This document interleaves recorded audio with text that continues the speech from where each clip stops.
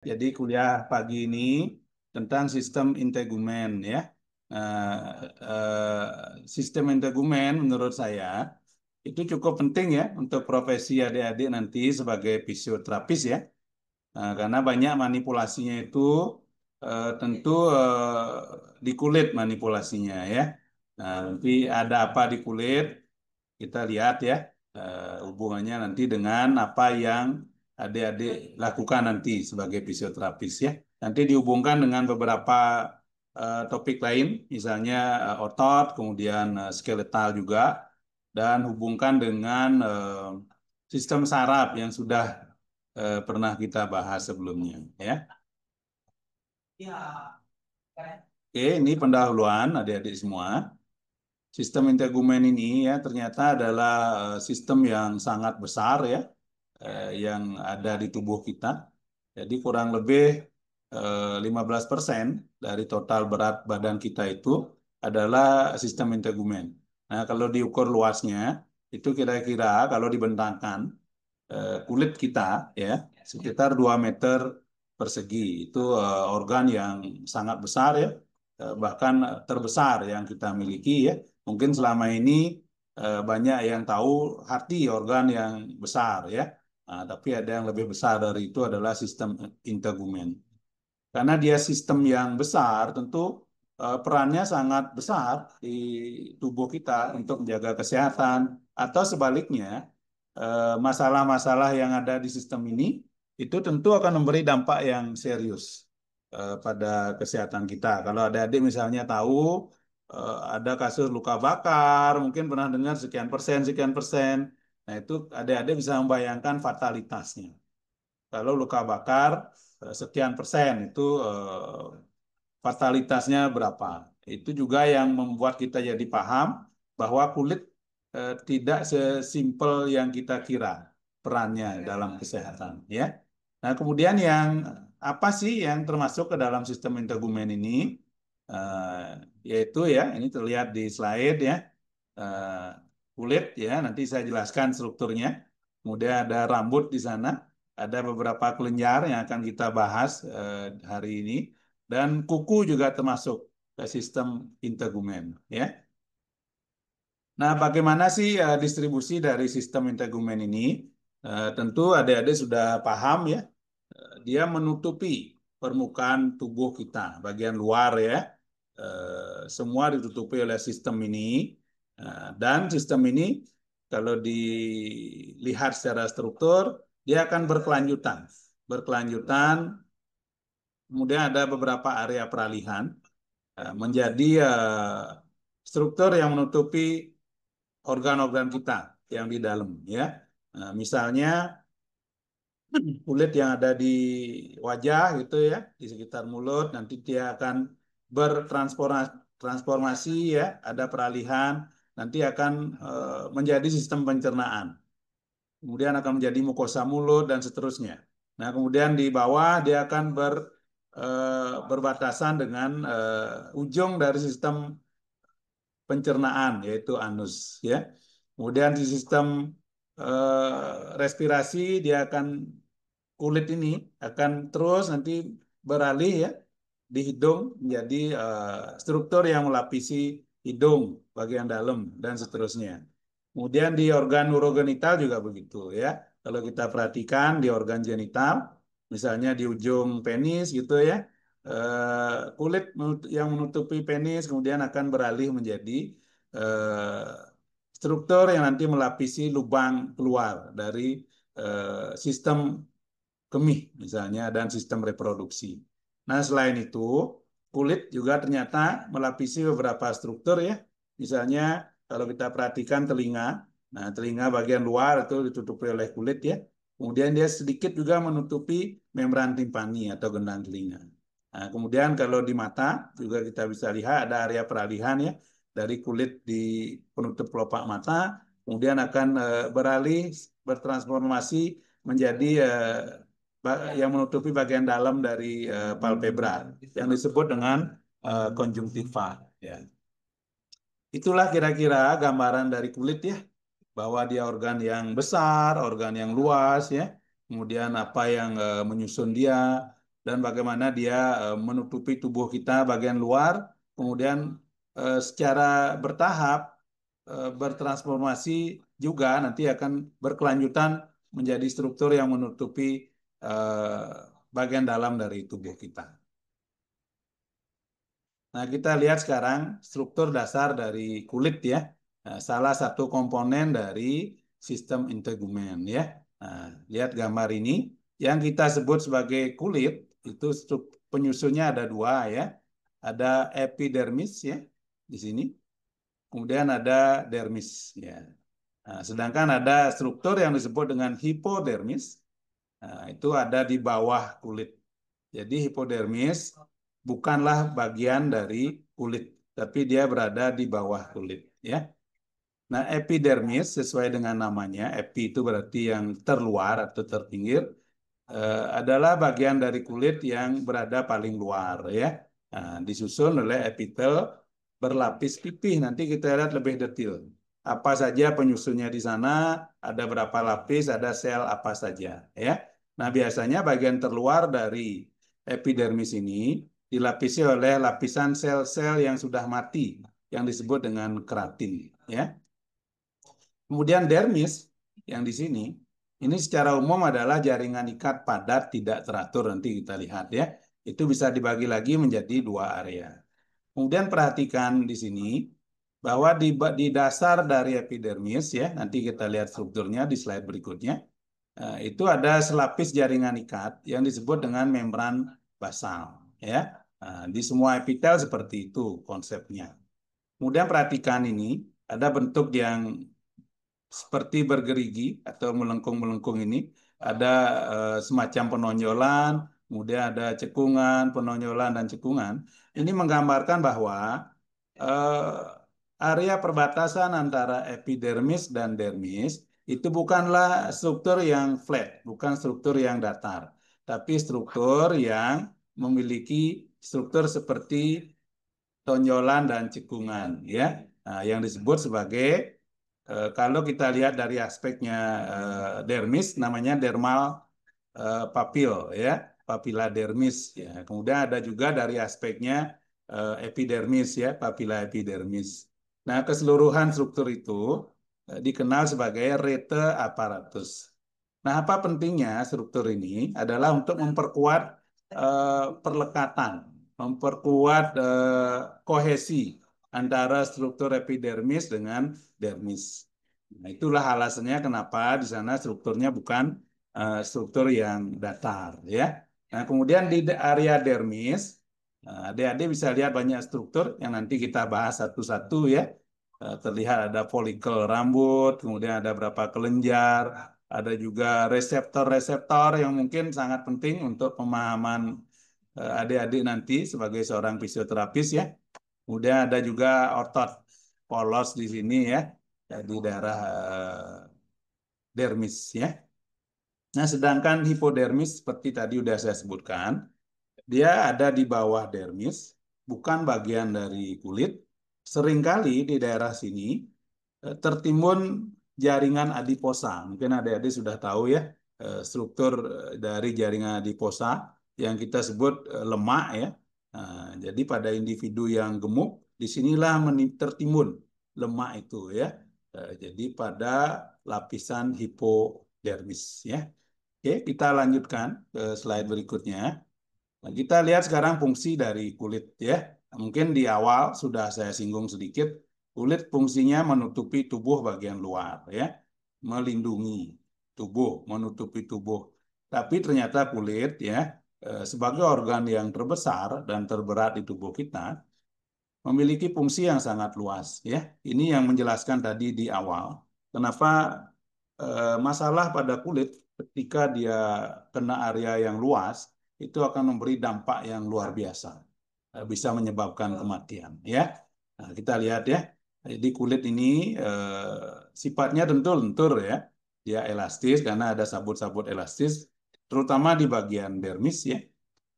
Misal contoh nyata, ketika kita menjadi lebih gemuk, maka kulit akan bisa mengikuti perkembangan itu. Atau wanita yang lagi hamil, dia perutnya membesar, kulit bisa mengikuti karena sangat elastis. Kemudian ketika kita menjadi lebih kurus, seorang wanita setelah melahirkan dia akan kembali. Tentu perlu waktu ya untuk kembali.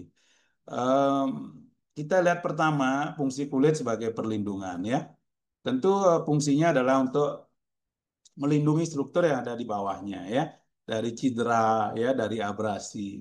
Kemudian juga mencegah bakteri supaya tidak bisa masuk dengan mudah ya. Mencegah kehilangan air, nanti saya tunjukkan struktur apa yang melakukan itu ya.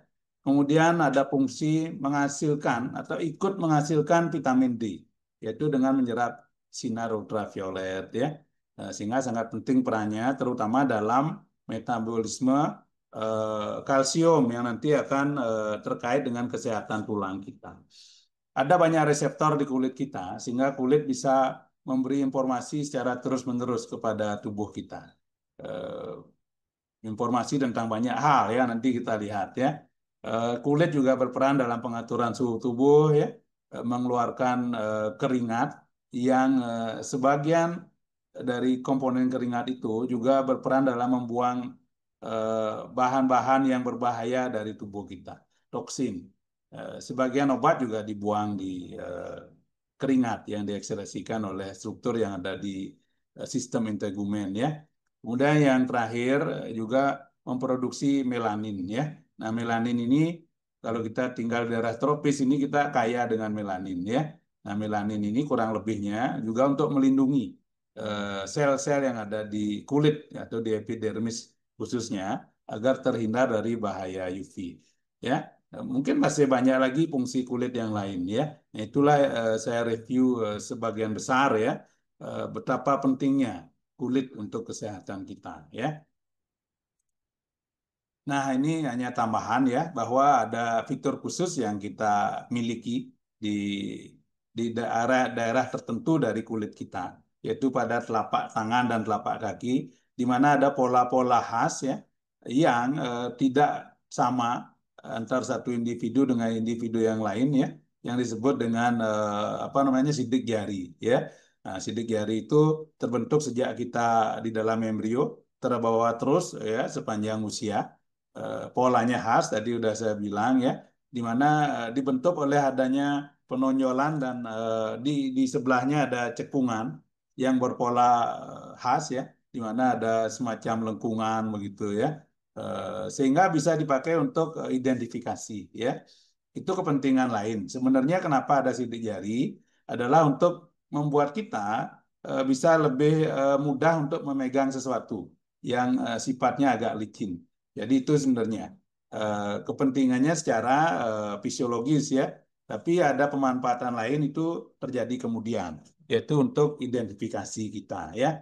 Karena kita tahu ada struktur ini ada pada surat-surat yang legal ya, namanya cap jempol gitu ya, atau untuk identifikasi di forensik. Ketika kita menemukan seseorang yang tidak dikenal ya, korban itu salah satu cara mengenali dengan sidik jari ya. Oke, kita sekarang lihat strukturnya ya. Struktur dari bagian paling atas yang menyusun kulit yang disebut dengan epidermis ya. Ini adalah bagian epidermis ya, adik-adik ya. Nah, sedangkan di bawahnya adalah dermis ya. Nah, tentu sudah tahu bahwa epidermis ini disusun oleh epitel berlapis pipih dengan keratin. Nanti kita lihat lebih detail tentang sel-sel ini ya. Ada yang menarik dari epidermis ya, yaitu sifatnya avaskuler ya. Artinya tidak ada suplai pembuluh darah yang langsung mensuplai epidermis ya.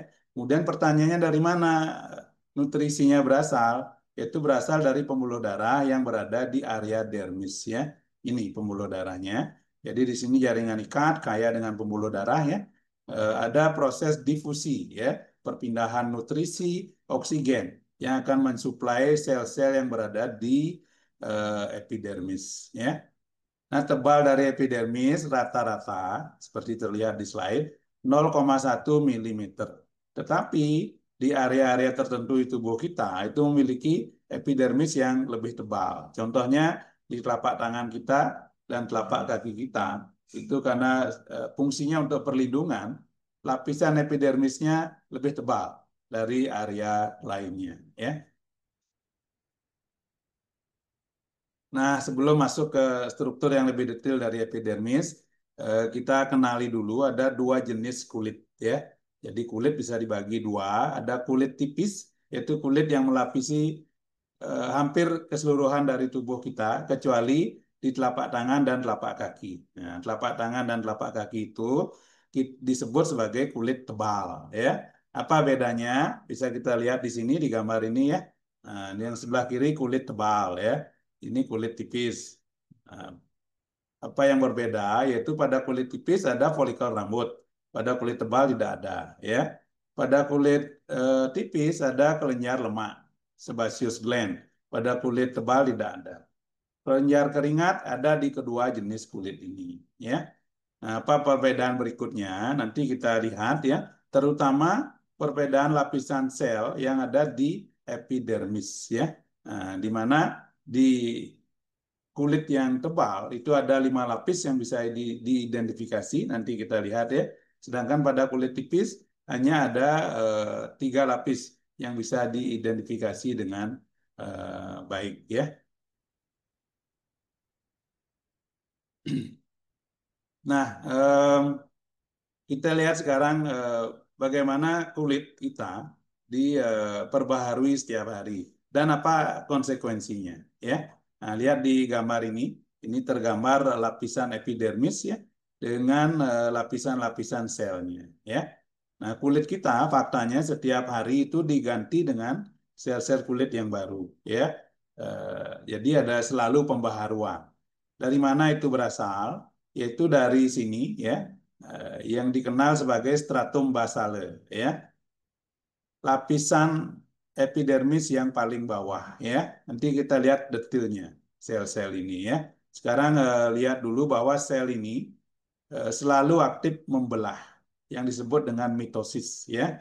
Nah, sel ini setelah mitosis akan terdorong ke arah atas, ya, terdorong, ya. Kemudian dia akan mengalami perubahan bentuk. Nah, ada sitomorfosis namanya, ya.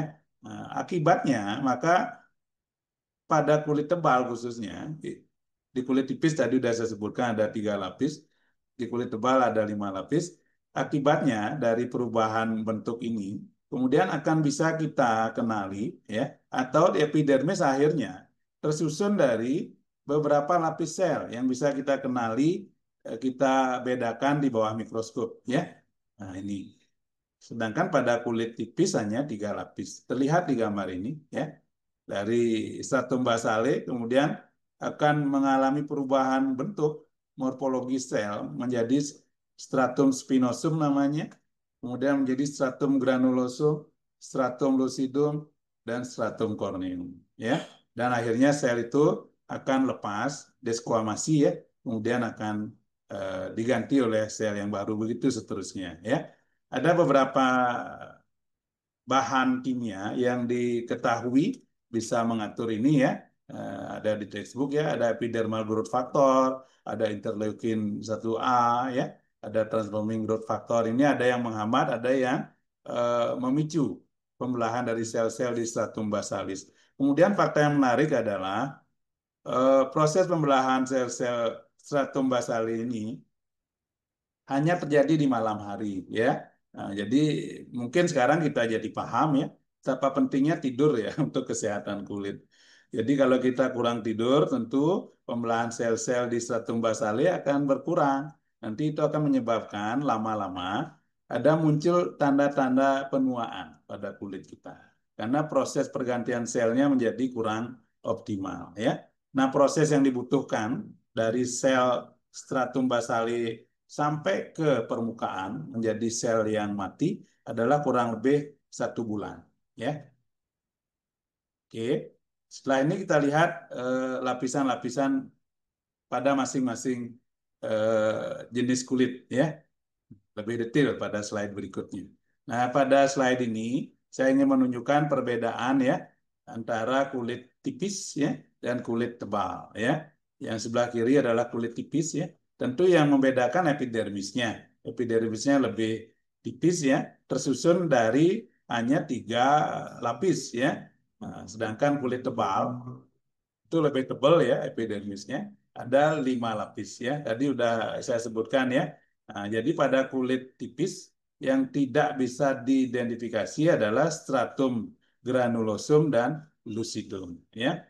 Nah, kemudian ada sebuah istilah yang disebut dengan Malpighian layer ya, yaitu eh, stratum apa namanya? Corneum dan spinosum ya. Itu yang disebut dengan Malpighian layer. Oke, sekarang kita lihat ini jenis sel ya, jenis sel. Tapi kita udah tahu ya bahwa epidermis disusun oleh sel-sel epitel berlapis pipih ya. Itu yang kita sebut sebagai keratinosit ya, keratinosit. Sebagian besar sel yang menyusun epidermis adalah keratinosit ya. Ini populasinya paling banyak dengan jenis-jenis yang tadi. Tapi juga ada sel jenis lain ya. Ada sel Langerhans, kemudian ada sel Merkel, kemudian ada sel melanosit yang memiliki fungsi yang spesifik, nanti kita bahas lebih detail ya. Jadi sel-sel Langerhans, melanosit dan Merkel itu tersebar di antara sel-sel keratinosit ya. Nah, itu jenisnya dulu kita pahami. Nah, sekarang kita lihat masing-masing ya lapisan dari epidermis ya. Stratum basale ini ya. Stratum basale tentu yang paling bawah ya dari epidermis. Hanya satu lapis sel yang biasanya sel kuboid atau kolumner rendah ya, memiliki kemampuan untuk mitosis. Tadi sudah saya sebutkan waktu membahas regenerasi. Jadi dia selalu mitosis ya, membelah diri, terdorong ke atas ya, hasil pembelahannya dan mengalami perubahan morfologi ya. Kemudian apa yang lapisan di atasnya, hasil dari pembelahan sel-sel stratum basale itu menghasilkan stratum spinosum ya di sini. Stratum spinosum itu bukan satu lapis, tapi banyak lapis sel ya. Banyak lapisan sel. Bentuk selnya mulai dari poligonal sampai dengan pipih. Jadi yang lapisan agak bawah itu selnya berbentuk poligonal, tapi yang atas lapisannya bentuk selnya sudah pipih ya. Nah, sel-sel yang berada di bawah yang berbentuk poligonal itu masih memiliki kemampuan untuk membelah. Jadi sama dengan kemampuan dari sel-sel di stratum basale. Tapi pada sel yang bagian atas, yang bentuknya sudah pipih, itu sudah kehilangan kemampuannya untuk membelah. Ya, seiring dengan perkembangannya itu, sel-sel itu kemudian mulai menghasilkan struktur yang khas yang ditimbun di sitoplasmanya, yaitu berupa intermediate filamen yang jenisnya keratin, yang nanti menjadi ciri khas untuk epitel dari epidermisnya, yang disebut dengan tonofibril, karena jumlahnya sangat banyak, dan semakin sel ini menjadi matang ke arah atas, timbunan tonofibrilnya menjadi semakin banyak. Ya, kemudian bentuk selnya, kenapa disebut spinosum? Karena selnya ini berbentuk memiliki ujung-ujung seperti ujung berduri. Ada ujung yang tajam-tajam. Itulah makanya dia disebut sebagai stratum spinosum ya. Terlihat di gambar ini. Sel-selnya berbentuk berujung tajam-tajam. Kemudian yang menarik adalah antar satu sel dengan sel yang lain itu terhubung sangat erat melalui sel junction yang disebut dengan desmosom ya. Jadi desmosumnya sangat banyak terlihat di gambar ini dan nanti akan terhubung dengan tonofilamen yang berada di sitoplasma. Itulah yang menyebabkan kulit menjadi sangat kuat ya. Bahkan ketika diberi regangan itu dia tidak rusak ya. Nah, sekarang kita lihat lapisan berikutnya.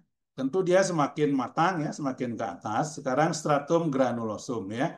Kenapa disebut stratum granulosum? Karena sel-sel di lapisan ini mulai memproduksi granul-granul ya yang ditimbun di sitoplasmanya yang kemudian akan dilepaskan di antara lapisan sel ini dengan lapisan yang berada di atasnya, yaitu stratum lucidum. Nah, sifat dari produk yang dilepaskan itu adalah eh, seperti lemak.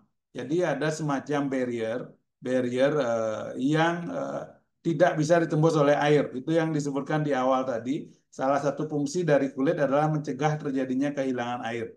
Nah, inilah yang membentuk ya. granul yang disekresikan oleh stratum granulosum yang berada di bawah stratum lucidum, lapisan itu, lepasan dari granulnya, membentuk barrier ya, barrier yang kedap air ya. Nah, kemudian kita lihat stratum lucidum. Nah, stratum lucidum ini agak unik ya, karena selnya sudah kehilangan organel, sudah kehilangan inti selnya. Jadi dia praktis seperti sel yang sudah mati ya. Sifatnya transparan ya, kalau dilihat di bawah mikroskop, dan kandungan tonofilamennya menjadi semakin banyak dibandingkan dengan sel-sel yang ada di bawahnya ya. Kemudian yang paling atas stratum corneum. Tentu ini sel yang sudah mati ya. Sel yang sudah mati tidak ada aktivitas fisiologis lagi ya. Kemudian pada tahap tertentu sel-sel di stratum corneum tidak bisa lagi mempertahankan hubungannya dengan sel yang berada di bawahnya. Sehingga kemudian sel ini akan terlepas. Namanya desquamasi ya, atau pengelupasan kulit yang terjadi sebenarnya secara terus-menerus ya. Nah, stratum corneum itu memberikan perlindungan khusus untuk kulit kita ya, di mana biasanya pada tempat-tempat yang mudah mengalami abrasi itu memiliki stratum corneum yang lebih tebal dibandingkan di bagian lain ya. Nah, sekarang kita lihat sel-sel jenis yang lain yang tadi sudah disinggung ya. Ada sel Langerhans ya. Terlihat di gambar ini yang berwarna hijau ya. Jadi sel ini berbentuk seperti bintang, memiliki juluran-juluran yang cukup banyak ya. Fungsinya adalah sebagai sistem imun di kulit ya, khususnya di epidermis ya. Jadi sel ini memiliki kemampuan sebagai antigen presenting cell. Jadi dia bisa memfagositosis, misal ya, kalau ada bakteri yang masuk dimakan oleh sel Langerhans, difagositosis ya, diolah ya. Kemudian dia akan bermigrasi ke limfonodus, yaitu bagian dari sistem limfoid. Kemudian antigen yang dia olah itu akan dipresentasikan kepada sel T, sel limfosit T. Ini tujuannya untuk melindungi tubuh ya. Nanti ada respon imun adaptif yang terjadi berikutnya, di mana biasanya diikuti oleh pembentukan antibodi oleh sel B ya. Kemudian berikutnya sel Merkel. Ini terlihat seperti ini. Posisinya berada di bawah ya, dekat dengan stratum basale ya.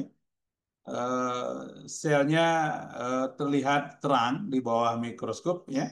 Dia terasosiasi dengan ujung-ujung saraf ya, sehingga dia membentuk asosiasi yang disebut seperti ini di buku ya, asosiasi Merkel-Neurit ya. Jadi sel ini banyak ditemukan di mukosa mulut ya, di ujung-ujung jari, folikel rambut ya. Fungsinya adalah sebagai mekanoreseptor. Ini penting ya untuk adik-adik ketahui, di mana dia dengan sentuhan yang ringan itu dia bisa mendeteksi.